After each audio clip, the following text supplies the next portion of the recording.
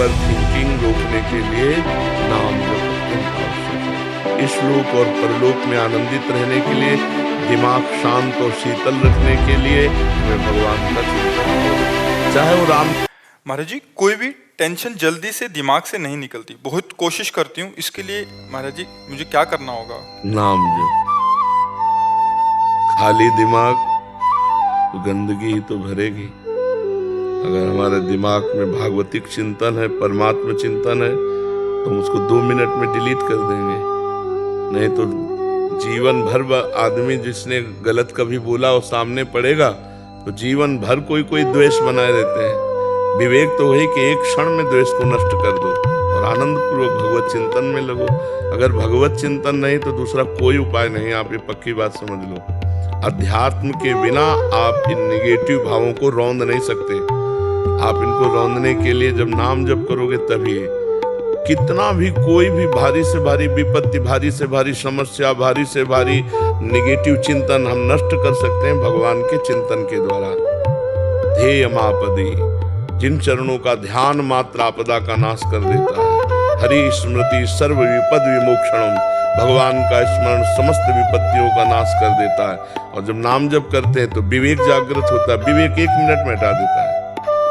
नहीं तो उसी का चिंतन, इसने क्यों कहा, कैसे कहा, अरे फिर दूसरा, फिर तीसरा, वो इतना चिंतन करते करते फिर वो डिप्रेशन में पहुंच जाता है। ये ओवर थिंकिंग रोकने के लिए नाम जप अत्यंत आवश्यक है। इस लोक और परलोक में आनंदित रहने के लिए, दिमाग शांत और शीतल रखने के लिए हमें भगवान का चिंतन चाहे वो राम जपो, कृष्ण जपो, हरि जपो, जो नाम जपो, बिना नाम जप किए तब लग कुशल न जीव कहूँ, सपने हूँ मन विश्राम, जब लग भजत न राम कहूँ, शोक धाम तज काम। ये शोक का धाम है संसार, कामनाओं का जाल बिछा हुआ। एक बात पूरी हुई 2 खड़ी हो गई, 2 पूरी हुई 4 खड़ी हो गई, और बार बार उसी का चिंतन करते हुए हमारा जीवन व्यर्थ चला जा रहा है। हम आनंद को तो जान ही नहीं पा रहे। आनंद किसे हम समझ रहे हैं? कामनाओं की पूर्ति से आनंद है, और कामनाओं की पूर्ति से तो और चिंता शोक बढ़ता चला जा रहा है। तो आनंद का मार्ग अध्यात्म है। हम नाम जप करते हुए सब काम करें। नाम जप करते हुए, नाम जप में इतनी प्रवीणता है, जैसे आपने हमें गाली दिया, आपने हमारी निंदा की, आपने हमें अपमानित किया, तुरंत विवेक उठेगा। नहीं, इसके भी हृदय में तो भगवान है। मेरे किसी पाप कर्म का दंड मुझे भुगताया जा रहा है, ये बेचारा तो निर्दोष है, इसको तो निमित्त बनाया जा रहा है। बड़े कृपालु भगवान, जो हमारे किए हुए कर्म का हमको दंड देकर पवित्र कर रहे हो। उससे मतलबे नहीं है, उससे मतलबे नहीं है, वो दुष्ट नहीं है।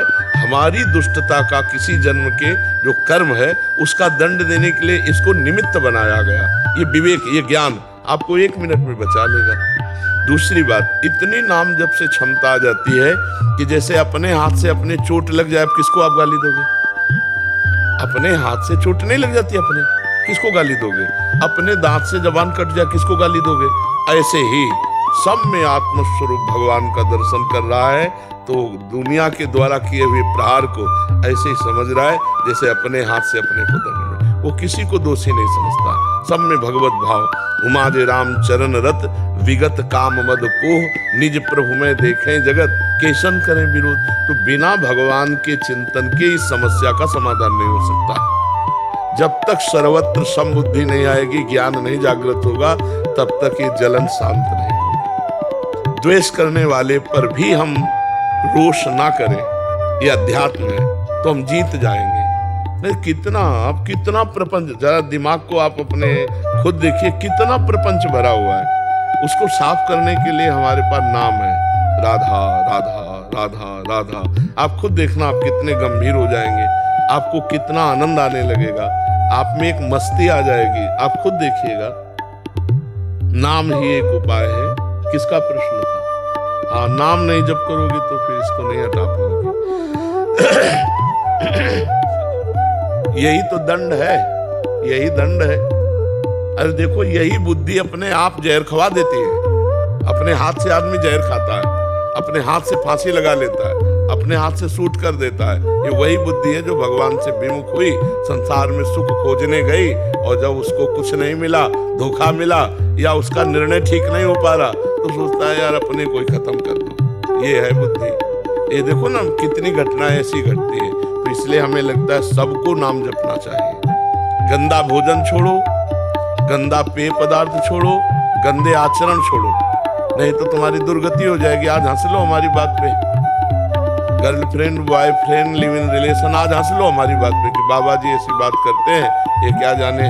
समय आएगा ना, तब तुम देखना, हमारी बात को याद करना कि तुम्हारा जीवन कहाँ पहुंच गया है, कितने संकट में पहुंच गया है। सच्चे मानो सबको नाम जप करना चाहिए, गलत भोजन छोड़ना चाहिए, गंदा पेय पदार्थ छोड़ना चाहिए, गंदे बच्चों का संग छोड़ना चाहिए, तभी जीवन उन्नतिशील होगा। जो 20 वर्ष के पहले ही ब्रह्मचर्य खो देता है वो गृहस्थी लायक नहीं रहता। समय आने पर देख लेना, एक अच्छा सदगृहस्थ जीवन निर्वाह नहीं कर पाएगा वो। तो आज हमारी समाज बिगड़ती चली जा रही, खान पान बिगड़ते चले जा रहे हैं। बच्चों को देखो ना, जब बच्चों की पसंद बोले चाउमीन क्या कहते हैं, नूडल,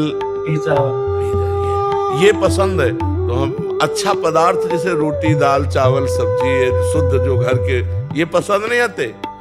बहुत संभल करके भोजन, बहुत देखो, जैसा खाओ अन्न वैसा बने मन, जैसा पियो पानी वैसी बने वाणी, जैसा करोगे संग वैसा चढ़ेगा रंग। तो आज हमारा संग भी गड़बड़, मोबाइल जो चाहो देख लो, और मोबाइल में तो पूरा संसार है, जो चाहो सर्च करो देख लो। और खान पान तो देख ही रहे हैं, पवित्र हो रहा है।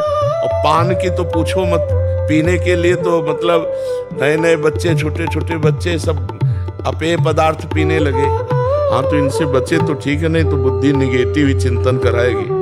तो हमें लगता है कि आप नाम जप कीजिए, पवित्र भोजन कीजिए, तो इससे आप देखना फिर आपका निगेटिव भाव शांत करने के लिए विवेक जागृत हो जाएगा, वो तत्काल शांत कर देगा।